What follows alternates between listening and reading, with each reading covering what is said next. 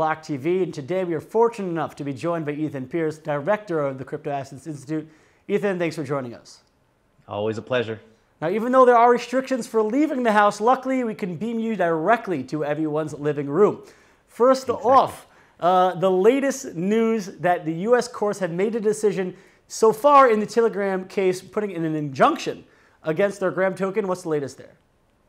Yeah, so, well, the long version of what the SEC is going after here is just that this was an unregulated sale of securities.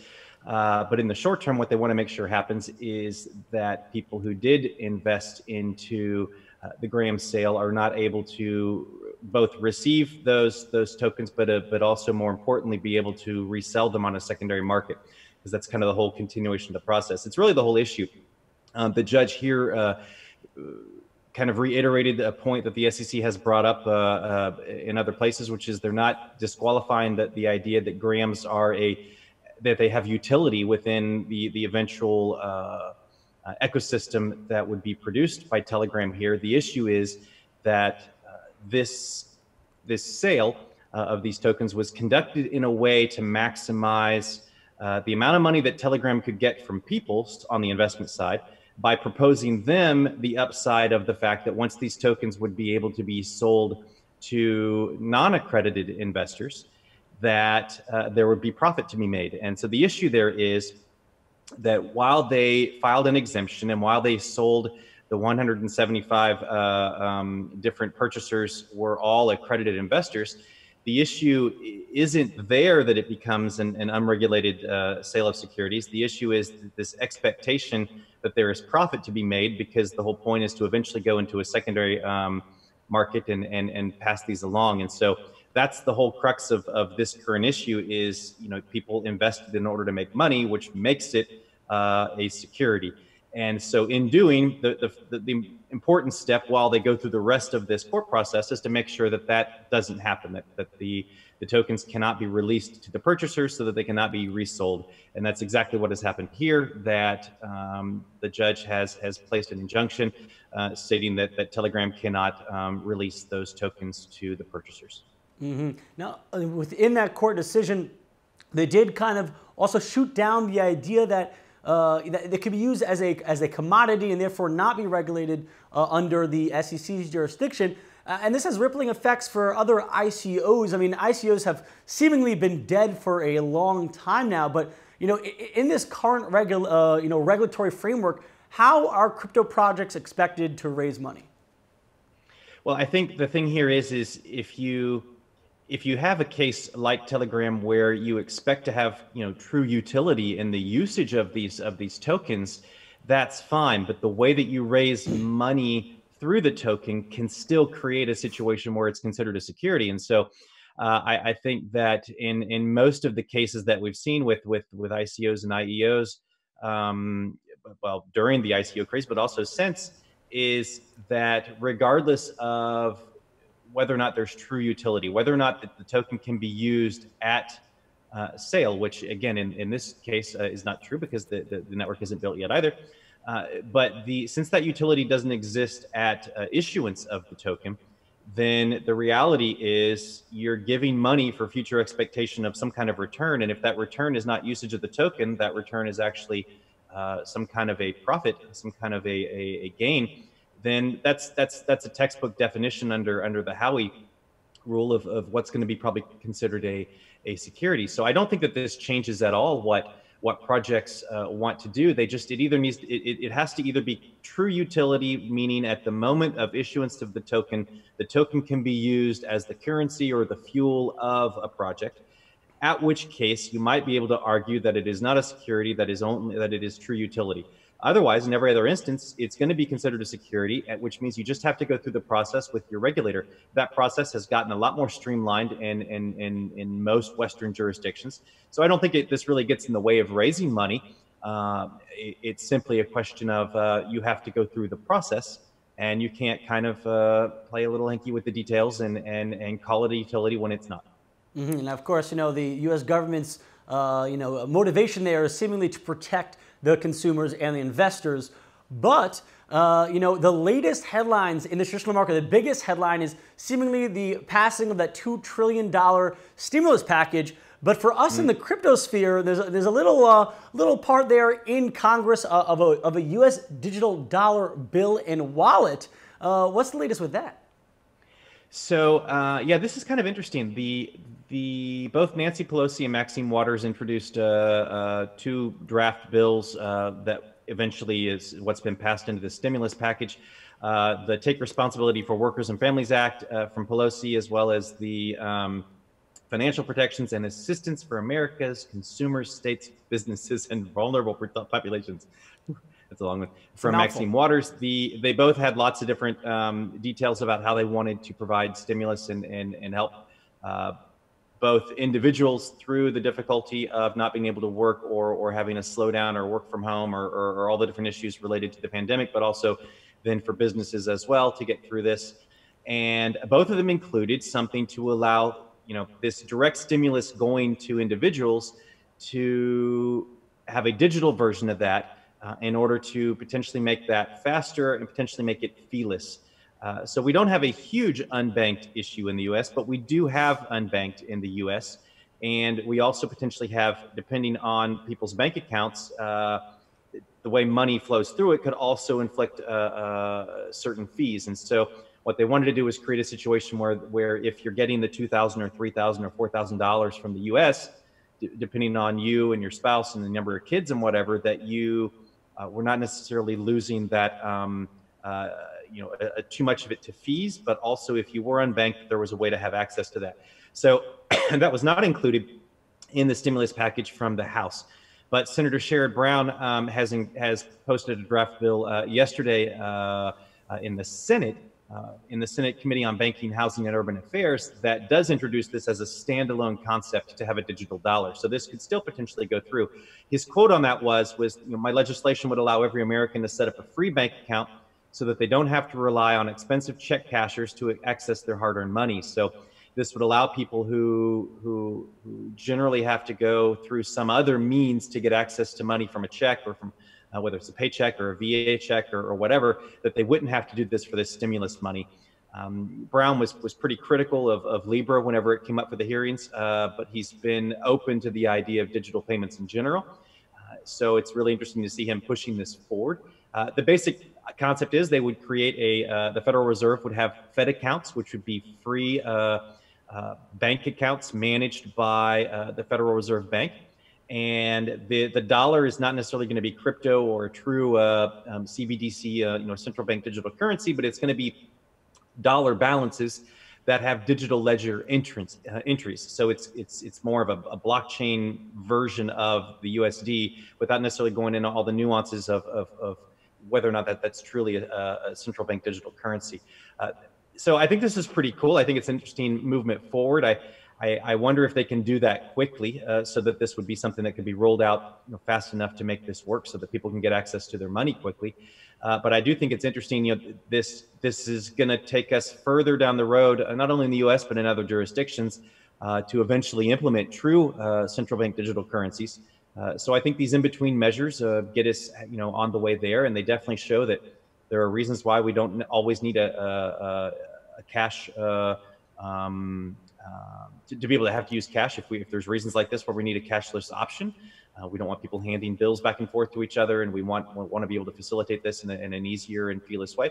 So I think this is all around a very interesting thing. Whether or not it will actually make it through the Senate, I think now is we'll see what happens because it wasn't included in the actual stimulus package. But still interesting to see happen. It's interesting that this is being pushed by Brown and Maxine Waters, two, let's say, enemies of the Libra project. And speaking, now we finally know why they want to do their own US dollar bill, but Libra has another challenger coming up now. What's the story there?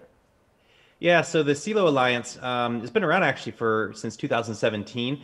It's an open source project that's really focused on cross-border payments. This idea of remittance for the unbanked or just really between individuals, but to go around the existing financial infrastructure in order to reduce fees and create a more streamlined approach.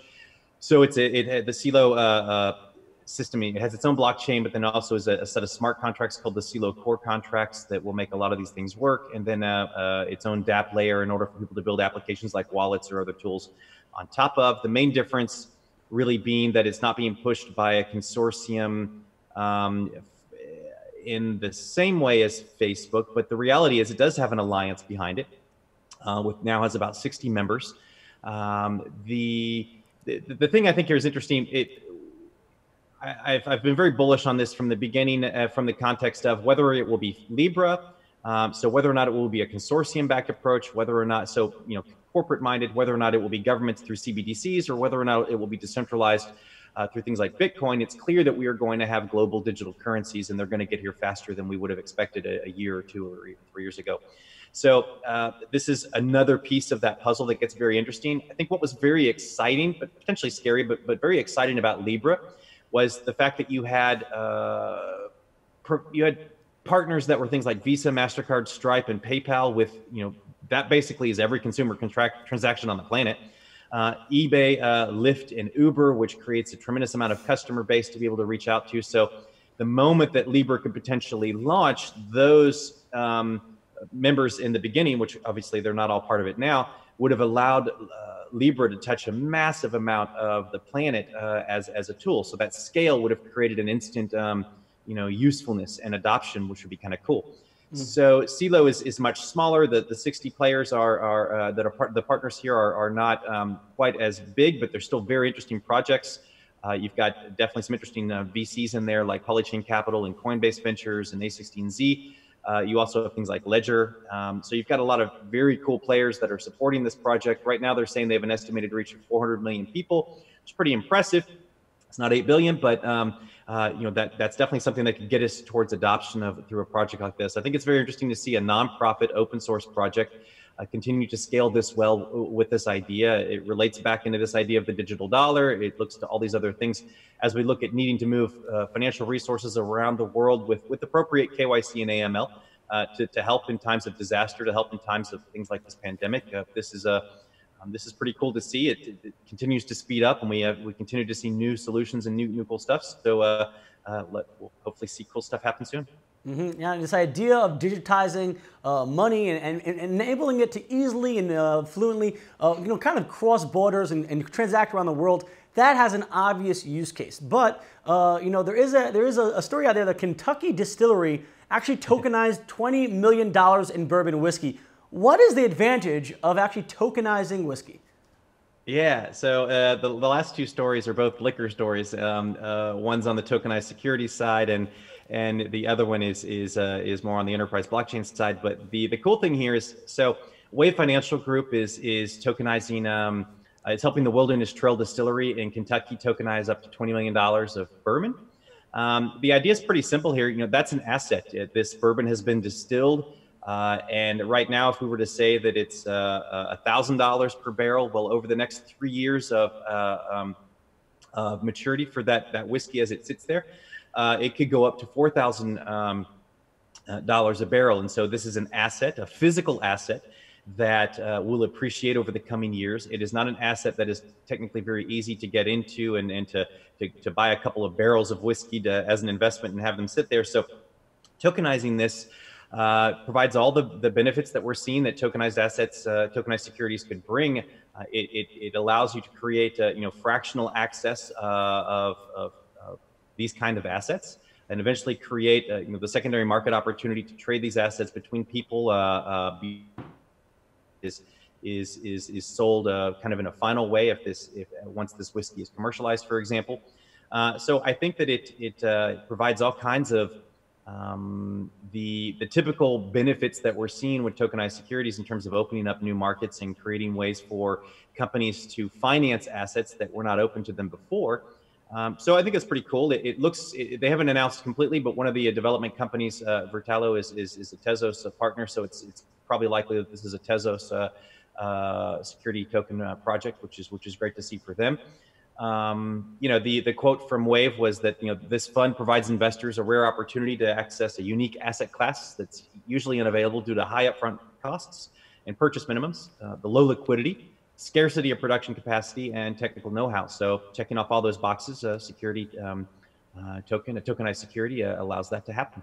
Mm-hmm. Yes. Well, you know, while speaking of the connection between, like you said, liquor and the blockchain, it's not only in Kentucky, but all around the globe. EY Japan is actually using blockchain to fight counterfeit sake. What's the story there?